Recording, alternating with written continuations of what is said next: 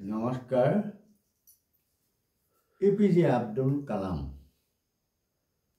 Missile মানৱ তেখেতৰ কথা ক'ব খুজিছোঁ। তেখেতৰ পিতৃ জয়নাল আবেদিনে তেখেতক কৈছিল যে তুমি যেতিয়া প্ৰাৰ্থনা কৰা ইতৰ কায়া এই যে আমাৰ দেহা এইটো এৰি যেতিয়া তুমি প্ৰাৰ্থনা কৰিবা তেতিয়া তোমাৰ কাৰণে এই যে ধৰ্ম ভাষা বৰ্ণ এইবিলাকৰ কোনো পাৰ্থক্য নাথাকে।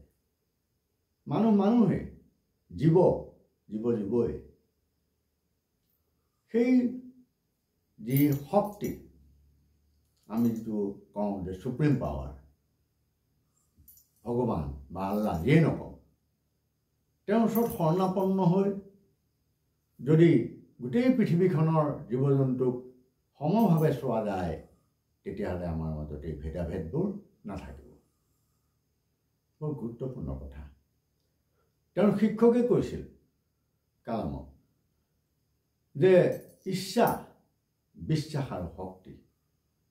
ইচ্ছা থাকিব লাগিব, বিশ্বাস থাকিব লাগিব, আত্মবিশ্বাস বা কোনো এটা কাম কৰিছোঁ সেইটোৰ ওপৰত বিশ্বাস, নিজে কামটো কৰিব পাৰিম এই বিশ্বাস, কোনোবাই মোক সহায় কৰিব সেই বিশ্বাস।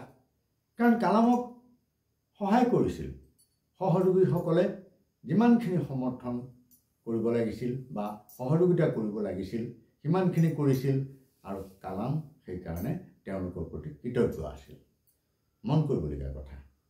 কাৰণ কিছুমান কাম গ্ৰুপ এটা দল বান্ধি আমি কৰোঁ বা হয়, সেই সময়তো সেই যি মিছাইল নিক্ষেপ প্ৰক্ৰিয়া চলি আছিল সেই সময়ত তেওঁ সেই সহযোগিতাখিনি পাইছিল।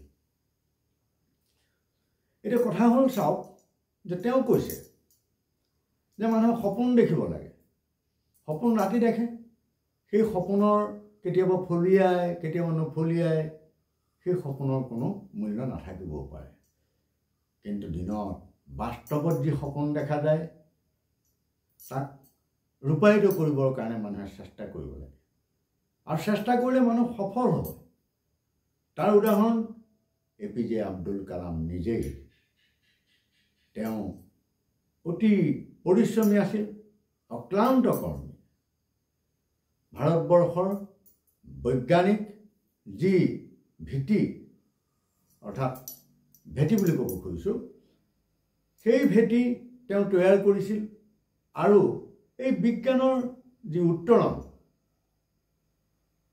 যিটো প্ৰতিৰক্ষাৰ ক্ষেত্ৰত বিশেষভাৱে ই প্ৰযোজ্য, সেই ক্ষেত্ৰত এপিজে আব্দুল কালামৰ যি অৰিহণা এই কথা ভাৰতবৰ্ষৰ কোনো সচেতন লোকে পাহৰিব নোৱাৰে।